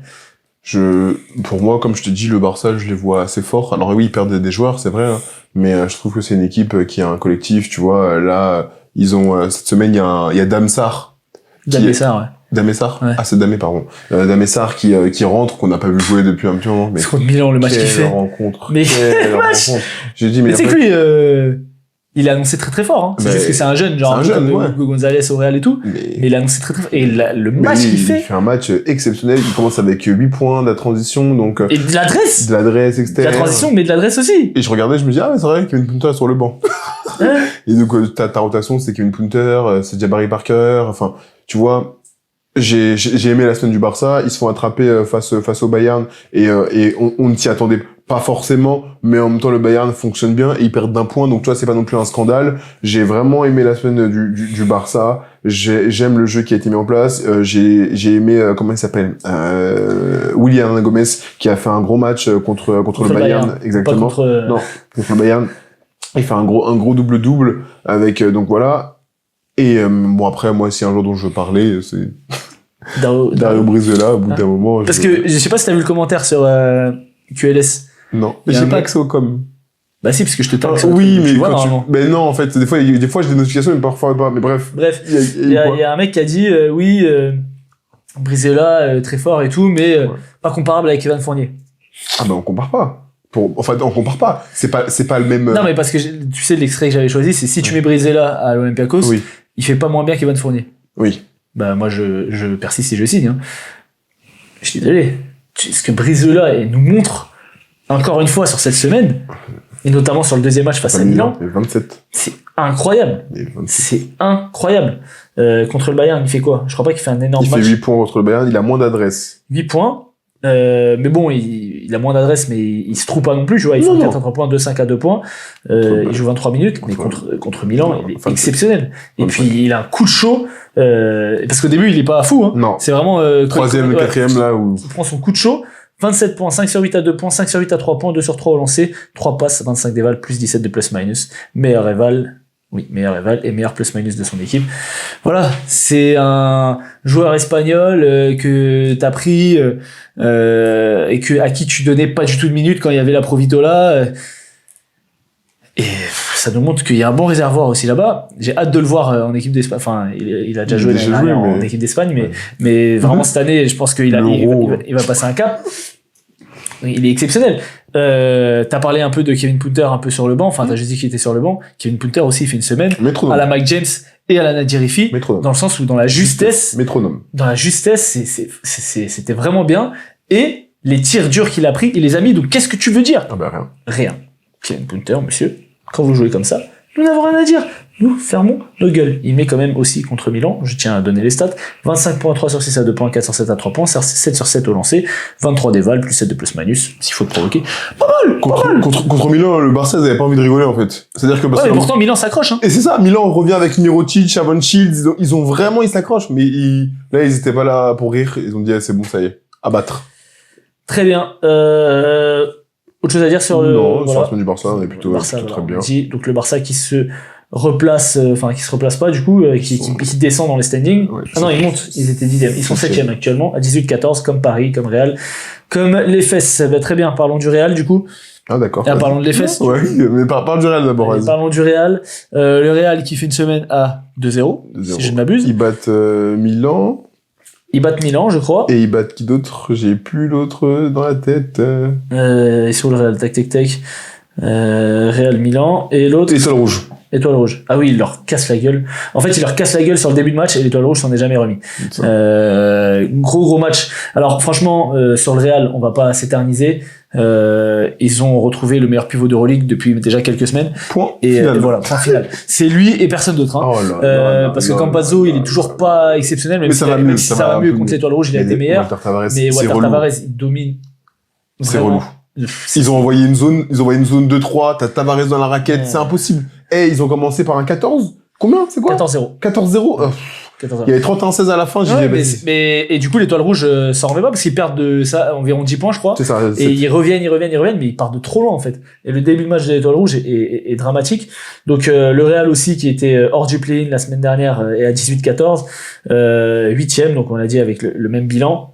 Est-ce que tu as d'autres choses à dire sur le Real? Non, bonne semaine. Il y a eu une grosse entorse de cheville de Bruno Fernando. Ouais, c'est bien wet. En plus, il venait de rentrer et tout, c'est bien wet. Donc non, j'ai pas plus à dire. T'as parlé de Tavares et moi, il m'a vraiment impressionné. Là, on le retrouve vraiment bien dans les actions qu'il met en place. Donc bravo à eux. Moi, juste pour finir sur le Real, Putain, qu'est-ce que je voulais dire? J'avais noté un truc. Ah, j'aime pas quand je fais ça. Moussa, Ezonia. Ah oui, non. Ousmane Garouba, on l'a beaucoup critiqué. Tu l'as beaucoup critiqué. Oui, bah toi, t'en as juste pas parlé, mais bon, Voilà. t'étais d'accord avec moi quand je le critiquais. L'impact défensif qu'il commence à avoir, franchement, notamment sur Mirotic que sur le match face à Milan, il l'a mis dans sa poche. Bon, à un moment, il a un peu pété un câble, il lui fait une faute de boucher. On sait pas pourquoi, mais mais non, franchement, Garouba important parce que du coup, en fait, il prend un peu la place numérique de Gershon et aussi de Gabidek qui n'a quasiment pas joué de la saison dans un tout autre profil parce que beaucoup moins d'adresse, mais par contre défensivement c'est très costaud, très mobile et fort au rebond et fort dans la dissuasion. Donc voilà pour le Real. Écoute, à voir sur les 2 dernières journées. Bon, normalement ça devrait faire le play-in. Oui, mais j'y crois pas. Je pense pas que ça ira bien loin. Je suis même pas sûr qu'il sorte du play-in, tu vois. On verra bien. On verra. Après c'est vrai que Tavares c'est chiant et il suffit que Campazzo se mette en mode Campazzo de l'année dernière et ce sera un peu relou. Donc tu voulais parler de l'EFS. Oui. La Dolou FS. 2-0. Je t'avais dit quoi, mon gars? Je t'avais dit quoi? Je t'avais dit 4-0 pour l'EFS, j'ai dit ça? Non. J'avais dit quoi pour l'EFS? Je sais pas ce que t'as dit, mais t'as sûrement pas dit ça. Moi, les fesses, j'avais mis 2-2, et là, ils ont fait 2-0 cette semaine. J'ai dit, ils prennent Baskonia à Maccabi, mais ils vont perdre Étoile Rouge et Kaunas. J'avais dû mettre 3-1, moi. Donc, là, pour l'instant. Sachant qu'ils ont pris les 2 matchs, Oui. Ils ont pris Baskonia et Maccabi. Ok, ouais, ça c'était prenable. Donc, 2-0. Les fesses étaient sur 6 victoires consécutives. Bien relou. C'est un 8-2 sur les 10 derniers. Exactement. Une équipe dont on n'attendait vraiment pas grand chose. Et puis ils mettent des tarifs, hein. Et ils mettent des scores. Le deuxième plus gros Baskonia, ils goal mettent average, des plus 16. Vincent Poirier, il a fait un excellent match sur le premier, un peu moins sur le deuxième. J'avoue que j'ai pas regardé les matchs, hein, parce que bon, vu les adversaires. J'ai regardé, et sur le deuxième, il y a Monsieur Propre, Elijah Bryant. Ouais. Ouais, il les a tellement bossés, et il était injouable. Des tirs à 3 points, de la justesse quand tu sortais Après, trop fort. sur les 2 matchs à la Jabrian, de ce que j'ai vu, il a été plutôt costaud. C'était un bon joueur de basket, voilà, relou quand tu l'as face à toi. On a retrouvé un peu du Shane Larkin, Rodrigue Bobo aussi, mention spéciale sur le premier match qui a été plutôt bon. Donc non, franchement, je voulais juste décerner un peu et mettre du crédit sur les fesses parce que ils font plutôt une bonne saison. Sur les fesses de personne. Merci, je ne suis pas dans ça. We don't do that. Donc, du coup, ils font plutôt une bonne saison. 18-14, ils sont dans le même wagon dont on n'arrête pas de parler. Là, ils sont 6e, donc pour l'instant, ils sont dans les playoffs. Et franchement, bravo à eux, parce qu'on s'y attendait pas forcément. On va pas s'éterniser non plus dessus, mais bravo à eux pour cette semaine et pour ce qu'il y a. Il reste 2 matchs pour les fesses. Ils vont aller à l'Étoile Rouge et à Kaunas. Ils peuvent prendre les 2. Ouais. Ils peuvent perdre les 2. Non. J'ai dit ils peuvent prendre les 2, ils peuvent faire les 2. Ils perdront pas Kaunas. Ils peuvent perdre l'Étoile Rouge. Ok, on verra bien. Moi, j'ai dit qu'ils feraient de 2. On verra ce que ça donne. Très bien. On part sur Bayern. Vas-y. On connaît pas cette équipe. Ok, mais tu vas connaître, mec, puisqu'ils sont à 19-13, seul 5e. Ils font aussi 2-0 sur cette semaine. Non, ils font 1. Ils font 1. Ils perdent qui? Ils gagnent le Barça. Et ils perdent contre... Ils perdent contre qui? Ah non, ils battent le Partizan. Ah oui, c'est vrai qu'ils les ont cogné, le Partizan. Non, je te dis, ils font 2-0 cette semaine, t'as raison. Bah oui, parce que pour moi... Oui, parce qu'il fait le mal pour mettre de tir. Non, c'est vrai, pardon, fallait que je me remette dedans. Pourquoi il joue, ce mec? Oh là là, j'ai vu un truc, ça m'a beaucoup fait rire. Ils ont dit, Happy Meal, $6, ne peut pas faire de passe, ne peut pas mettre de tir, et ne peut pas driver. Et après, ils ont mis la photo d'Yves Lumberg, je te l'enverrai. Ils ont dit 1 million, ne peut pas faire de passe, ne peut pas mettre de tir, et ne peut pas driver. Ça m'a eu. Oui, ils font 2-0, c'est ça? Oui, je sais pas si t'étais à jour, donc je te l'ai pas envoyé. Mais voilà, donc Bayern, on peut en parler. Hein. Enfin, vas-y, si tu veux en parler. Bah oui, je vais en parler. Carson Edwards, très très fort, ça ne change pas. Ils cognent, ils font 2-0. Alors à domicile, ils sont très très durs à prendre. Même si le Partizan fait un bon match, tu dis ah ouais putain, peut-être que surtout sur le début de match, tu dis que bah ils vont réussir à embêter le Bayern. Mais le Bayern ne lâche jamais en fait. Et tu sais que souvent en troisième quart-temps, tu vas avoir Carson Edwards qui va prendre un coup de chaud, Shabazz Napier aussi qui est pas mal depuis plusieurs semaines, qui a de l'adresse. Mention spéciale quand même. Bah ouais non, enfin oui, mais c'est pas lui que j'allais dire. Nils Giffey, ce mec-là, c'est lui le monsieur propre de l'Euroleague. Déjà, c'est le meilleur pourcentage à 3 points de l'Euroleague, il a 60% sur 2 tentatives par match. Ça compte pas. Et gros, il ne rate jamais. C'est un délire. C'est un vrai bon joueur. Il joue pas beaucoup, tu vois, parce que je pense que défensivement, il est peut-être un peu limité. Mais franchement, offensivement, il ne rate jamais. Tu laisses ouvert, c'est souvent dedans, quoi. Genre, tu vas pas faire une mention à Brankovic, là? Si, je vais faire une mention à Brankovic. On t'écoute. Je voulais parler, j'ai vu Nils Giffey, je disais que je voulais en parler. Brankovic, très bien. Il a sauté la place de Jonas Voigtmann, on dirait, sur cette semaine. 15 minutes, 12 points. Il prend 3 rebonds, fait 14 dévals, Après, face aux partisans, 12 minutes, 10 points. En mode, on va pas en parler. Il fait un très beau match. Il fait un très bon match. Voilà, faut mettre un peu du respect sur Brankovic, quand même. Qu'est-ce qu'il y a?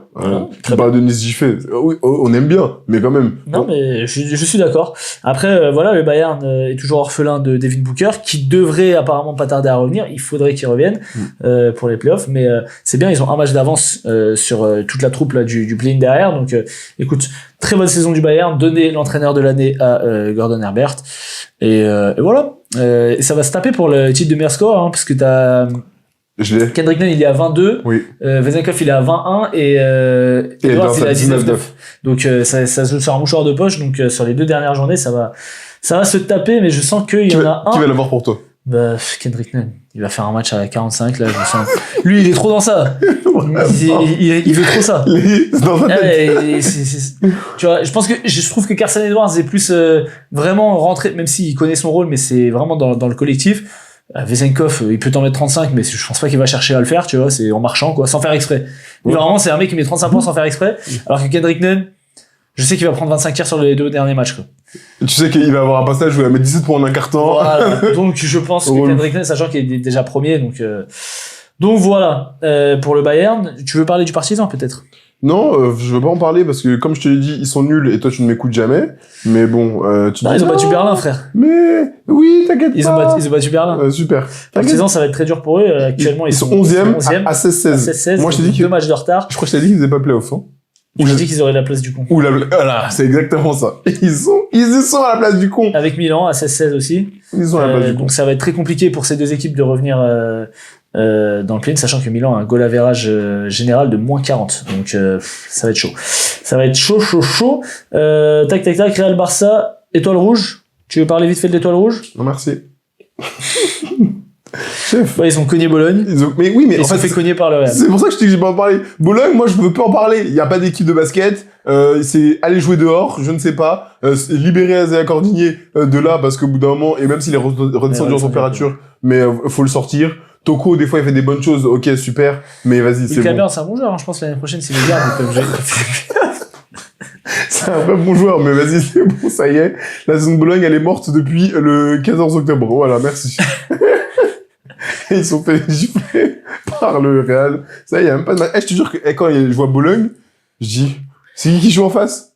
Vas-y, je vais regarder. Quand j'ai vu Bologne-Berlin, je dis, sois pas bête.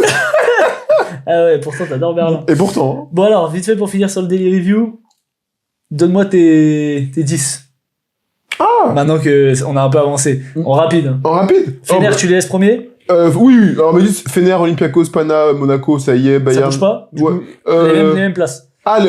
Dans l'ordre, je pense que, à mon sens, je pense que Olympiakos récupère sa première place. Voilà. Après, dans l'ordre, la Pana, Monaco, je pense que l'Efes va redescendre un petit peu. Bayern, je pense qu'ils seront 6e. Je vois le Barça remonter.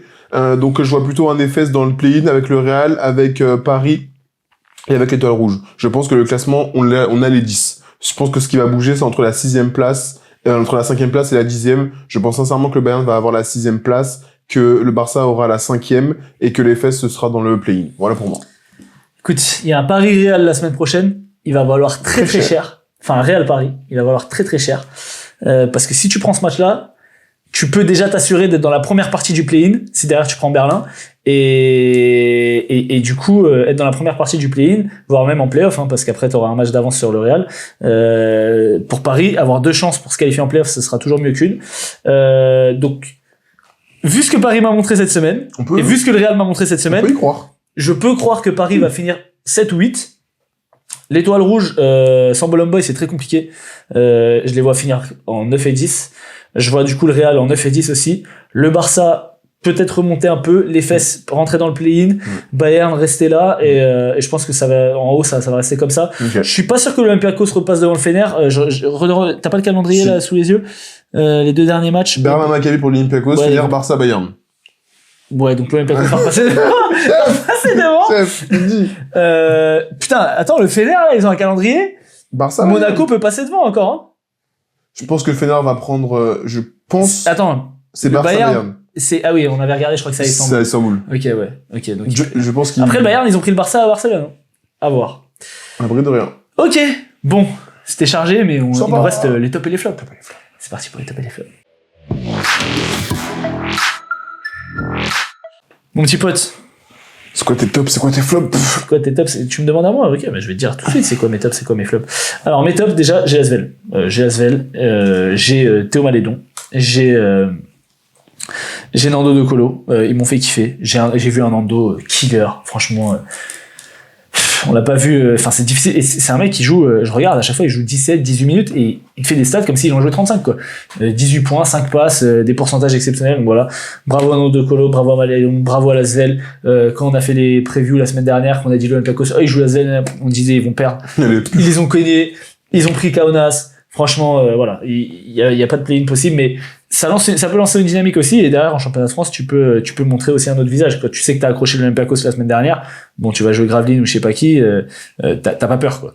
Donc ça, déjà, c'est bien. J'ai Damessar. Parce que franchement, c'est un mec qui a pas joué de la saison quasiment, il a fait quelques bons matchs, où il rentrait surtout pour des tâches défensives. Là, on l'a vu sur de la défense et de la contre-attaque au début, mais aussi sur de l'adresse à 3 points, il met deux tirs à 3 points et des bonnes filoches sans hésiter. Donc, non, franchement, il m'a fait kiffer, et c'est mes 2 tops. Avec, j'aurais pu rajouter, maintenant ça me vient en tête, le coaching de Thiago Splitter. Quand c'est bien, il faut le dire. Très bien. J'ai Bondy, bien sûr, dans mes tops. Logique. On a connu Boulogne, donc c'est un top. Après c'est censé être normal, mais quand même, tu vois, il faut féliciter l'équipe d'avoir bien. Je vais vous mettre le classement, quand même. Parce que bon. Mais tu peux mettre le classement, mais c'est pas ça le sujet. Le sujet, c'est on vous a cogné l'année dernière et cette année. Oui, c'est bien. L'année dernière, vous êtes descendu avec nous. C'est pas grave. le sujet, c'est entre toi et moi, c'est on vous a cogné. Cette année, vous êtes 8e. Mais on a match de retard, là. Ouais, bah attention, parce que si vous perdez. On a match de retard, chef. Franchement, pour passer dans les 4 derniers, vous avez quand même un peu d'avance. Calme-toi quand même. On a match de retard. Et nous, on est 2e. Très bien. Donc voilà. Donc t'as perdu face à moins fort que toi, c'est ça que tu veux dire? Ouais, tranquille. Voilà. Ça, c'était mon premier top. Deuxième dedans, blague à part. Les fesses. Parce que ils sont 2-0 cette semaine, 6 victoires d'affilée, on l'a dit. J'ai le Fener aussi, parce que première place, et franchement, je les voyais pas, et mea culpa, parce que quand on a fait le power ranking, le power ranking, on en avait parlé avec Samet, et il disait, T'as dit, mon gars! Et Samet, il a dit, le Fener, c'était catastrophique. C'était catastrophique à ce moment-là. C'était nul à chier, ou Abdalou était nul à chier, frère. Et donc, du coup, là, ils étaient 9e au moment où, je crois que je les avais mis 9e dans le power ranking, là, ils sont bien remontés, donc bravo à eux, mea culpa par rapport à ça. Dans mes flops, j'enchaîne parce que j'ai la parole. J'ai mis 3 choses. 1, l'Olympiakos, 0-2. Faut pas abuser, les gars. Là, je les ai mis aussi. Là, vous déconnez un peu. 0-2. Oui, d'accord, c'est la fin de saison. Oui, on est dans la gestion. Oui, on est déjà qualifié. Ok. 0-2. Quand même. Evan Fournier. Réveille-toi, mon gars. Même si contre... Oui. C'est contre qui? Il y a un match où c'est le deuxième match où il va un peu mieux, je crois. Ouais, mais... Sur le début de match, mais après... Mais quand même. Il met 17 points en première mi-temps et après, on le voit plus. Alpha Diallo l'a mis dans sa poche. Voilà. J'ai la gestion des temps faibles à Paris. J'en ai parlé déjà tout à l'heure. Pour moi, ça, c'est un vrai flop. Parce que tu perds le match contre le Fener parce que ta gestion des temps faibles, elle est pas assez bonne, tu fais pas assez le dos rond. Voilà. Alors que quand t'es à Bondy, gestion des temps faibles, t'as un mec qui a 0-10 qui met un tir à 3 points avec la planche et du coup, ça relance le match, quoi. fin de carrière pour Damien Lillard, d'ailleurs. À skip. Enfin, on sait pas encore. 35 piges, thrombose au mollet. Bizarre l'ambiance. Bref. Et dernier, les fautes offensives. Alors ça, j'en en peux plus. Les fautes offensives. Là, tu sais, quand tu lâches ton flotteur, le mec, il vient se mettre dans tes pieds, toi, tu redescends, boum, faute offensive. Ces fautes-là, ça me rend ouf. Ouais, c'est pas les pires, hein, franchement. Non, mais les fautes défensives où le mec, il défend, il est en train de se déplacer, oui, certes, mais c'est pas lui qui réduit la distance. T'as l'attaquant qui vient se foutre. Oui, je suis d'accord. Shout-out Kostas Lucas, Théo Malédon, etc. Et que tu siffles des fautes. Tu vois, Nando, il a fait toute sa carrière sur ce move. Bon, bah, il siffle pas faute. Il va chercher le truc, il met son enfin, il est pas en train de dire à l'arbitre, il y a faute. Mais je suis d'accord. Mais là, on aurait pu le mettre. Moi, j'ai mis ce flop là. Je n'en peux plus. Dire les arbitres. On peut dire les arbitres de R2? Non, je parle pas des arbitres. Moi, je ne parle plus que des arbitres. J'ai pris une suspension déjà. Ça me suffit. Ah oui, c'est vrai. D'ailleurs, je pense que mon coach, Hugo, si tu regardes la vidéo, je crois qu'il est suspendu parce qu'il était à une technique de la suspension. En plus. Ah bah oui. Lui, c'est un pillard. Je te poucave devant tout le monde. À chaque fois, il va négocier, il dit ouais, tu peux la mettre en technique banc, comme ça je suis pas suspendu. Et là, il a pris 2, il a été exclu, donc c'est mort. C'est mort. Voilà. Donc on va bien finir la saison, ça va être sympa. Très bien. Et toi les flops? L'Olympiakos, je suis d'accord, 0-2, Evan Fournier, il faut commencer à se réveiller quand même. Hein. Et les fans du Pana, parce que chef, des fois tu perds des matchs, c'est pas à cause des arbitres. Et genre là, en l'occurrence, t'as perdu des matchs, c'était pas du tout à cause des arbitres. Et quand les arbitres sont partis pour partir au vestiaire, genre il y a eu des tentative d'invective, d'agression, de jet, de trucs. Ça y est, le Pana, c'est comme le Real, pleurnicher man. C'est jamais de leur faute. Toujours les arbitres, Euroleague Mafia, alors qu'ils sont champions en titre, deuxième d'Euroleague, enfin troisième. Donc voilà, pour mes tops et pour mes flops. Très bien. On finit sur le 5? C'est parti pour le 5 de la semaine. Alors, ton 5 de la semaine, c'est qui mon petit pote? Mike James. Ouais. Bon joueur. C'est mon poste 4. Parfait. Ah ouais, ça joue petit cette semaine. Ça joue small ball. Small. Mike James, bien sûr. 2-0. Donc voilà, il a fait une bonne semaine, on l'a dit. Il y a un match où il met 22, il y en a un autre qui fait 11 et 12. Je peux te donner, j'ai les stats, en tout cas de Mike James, je l'ai parce qu'il est dans mon 5 aussi. Parfait. Il fait, donc contre Canas, il fait 22 points, 8 rebonds et 3 passes, 26 dévals, et contre l'Olympiakos, il fait 11 points, 12 passes, 4 rebonds, 23 dévals. Bonne semaine. Très bien. Deuxième, Théo Malédon. Ouais. J'ai pas les stats parce qu'il est pas dans mon 5. Moi, il est dans mon 5, bien sûr. Je l'ai dit déjà cette semaine. Merci. Il fait une éval à 28, il fait une éval à 20. Il fait 19 points dans un match. Dans l'autre, il fait 23 ou 24. Donc, bien sûr qu'elle est dans mon 5. Faut pas être bête. Shout out to Théo. Dans mon troisième, j'ai Carson Edwards. T'as les stats? Parce que tu dois l'avoir dans ton 5. Oui, logique. Logique. Carson Edwards, il est sur la semaine. Donc, contre le Barça, il fait 23 points, 5 passes, 3 interceptions, je crois. C'est les interceptions, ça? Ouais, 3 interceptions, 21 dévals, et contre le Partizan, il fait 25 points avec des pourcentages très très bien, et 22 dévals. Donc, correct aussi. Bon Bayern fait 2-0. Avec une bien. semaine pas simple, Partizan et Barça, c'était pas facile. De toute façon, moi, j'ai que des mecs qui font 2-0. Hein. Comme d'habitude, tu connais. Non, moi je crois pas. Voilà, mais ça, ton problème. Je sais que t'as un qui tu vas mettre, mais il a perdu un match. J'ai Nigel S. Davis. Sur mon poste 4. Ouais. Non, j'ai mis en fait que des mecs à des euros, donc c'est ma bite. Doucement, chef. Je suis pas dans ça. Du coup, et respecte les enfants qui regardent il n'y a la pas vidéo. d'enfants. Merci. 17 points pour Angeles Davis. 30 minutes contre Baskonia. Et contre Paris, il met le buzzer beater. Il met 19 points. Donc j'ai dans mon 5, bien entendu. Et pour terminer, Walter Tavares. Logique, je te donne les stats, parce Voilà. qu'il est aussi dans mon 5. Voilà. Contre Milan, 19 points, 8 sur 8 à 2 points, 3 sur 4 relancés, 7 rebonds, une passe, 27 dévals. Contre l'Étoile Rouge, 14 points, 10 rebonds, 19 dévals. Tranquille, sachant qu'il joue 20 et 22 minutes. Hein. Ça va. Il a 24 minutes de moyenne sur la saison. Pas, au Real, tu joues pas beaucoup. Donc voilà, ça c'est pour ton 5. Alors moi je te donne Les deux que t'as pas en plus. les deux que t'as pas. Bah oui, parce qu'ils en ont 3 Malédon pareils. et Ace Davis. Oui. Ok. Mais t'as pas TJ Short dans ton 5? Non. T'as pas TJ Short dans ton 5? Il a perdu un match. Ah oui, c'est lui que j'ai mis. Merci. Ouais, mais gros. Non, la semaine de TJ Short, c'est trop Oui, frère. il fait 36 dévals, etc. Il fait un cadet triple double. Mais est-ce qu'il a perdu un match? Il fait 19-10 Voilà. contre le Fener. Moi, j'ai rien à lui reprocher contre le Fener. J'ai rien à lui reprocher. Même Mais s'il a un pourcentage un peu douteux est-ce aussi. qu'il a perdu un match? C'est ça ma question. Voilà. Mais Merci. il fait 36 dévals sur le deuxième match. Oui. 20, 9 et 14. 9 fautes provoquées. Voilà. Je mettais du respect quand même sur ce joueur qui est à 18 points, 42% à 3 points sur la saison, avec 7,4 passes, qui est le meilleur passeur de l'Euroleague. Jacques Monclar disait toujours la stat la plus importante, c'est la victoire. Il a raison, il a perdu un match, il est pas dans le 5. Point final. Jacques Monclar, on lui Oh. souhaite un bon anniversaire. Mais c'est mieux, hein. C'est mieux. Et j'ai mis Elijah Bryant également, C'est vrai. qui fait un match à 18 dévals avec 6 rebonds, 8 passes, 11 points contre Baskonia. Et contre le Maccabi, il fait 25 et 6 passes, 28 dévals. Voilà, monsieur propre, 2-0, FS en pleine forme. Ça me va. Ça me va aussi. Très bien. Très Bon, bonne émission. C'était chargé, hein. C'était chargé, des choses à dire. Finalement, on n'a pas, le daily review, on l'a un peu expédié, donc ça a pas duré si longtemps que ça. On a fait on a parlé que 1h20, français, je pense. Ouais, Paris qui a beaucoup parlé. Paris, on a parlé beaucoup. Comme Voilà, c'est déjà shout out au Cop Parisie. Voilà, je lirai les messages un jour. Soit, ça veut dire jamais. À la semaine prochaine. T'es là la semaine prochaine? T'as pas de déplacement? Ah, purée, faut qu'on en parle. Arrête. Non, je te jure. Non, ouais, arrête. Je te parle en sérieux. Ouais, je te parle en sérieux, tu vas être là, frère. Je te parle en sérieux. Donc on se dit à la semaine prochaine. N'oubliez pas de vous abonner, de mettre un like dans le fiac de Brad et sur la vidéo. Je suis pas dans ça. T'es plus dans les bras, toi? Ok. Commenter. Voilà. Commentez. Est-ce que Bondy est plus fort que Boulogne? Non, Pas clairement. besoin de On commenter. a juste à regarder le classement, mais on connaît la réponse. Ça veut rien dire. Donc voilà, le classement, ça veut rien dire. Voilà, je crois que la stat la plus importante, c'était la victoire, mais quand on regarde le classement, ça ne veut rien dire. Mais Ok, on mec. s'est joué. On s'est joué, et alors? On vous a giflé. Aller, retour. Aller, retour. Donc Lasvel est meilleur que l'Olympiakos?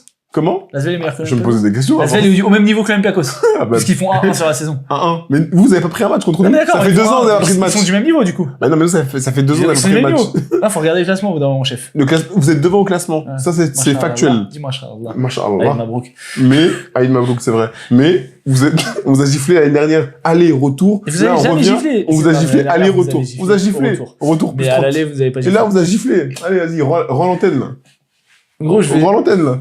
vais appeler mon chien, il est pas muselé, tu vas Rends voir s'il l'antenne. va faire le malin. Rends l'antenne. Bref, à la semaine prochaine. Babonks. Wesh, la batterie elle a tenu, hein. On espère que ça a allumé, hein. C'est allumé, hein, c'est BNF. Wesh, c'est même pas en surchauffe, quel bail.